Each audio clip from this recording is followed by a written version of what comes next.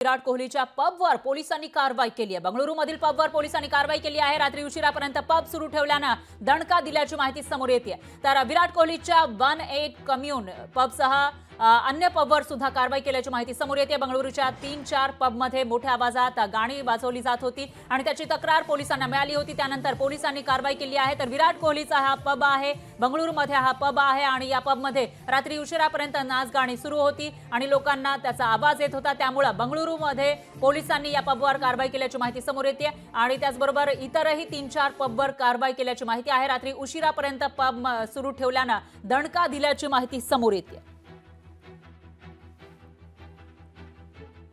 तर विराट कोहलीचा जो पब आहे बंगळुरूमध्ये 18 कम्युन या पबसह अन्य पबवर सुद्धा कारवाई केल्याचं कळतंय। बंगळुरूच्या 3 ते 4 पबमध्ये मोठ्या आवाजात गाणी वाजवली जात असल्याची तक्रार मिळाल्यानंतर पोलिसांनी ही कारवाई केली।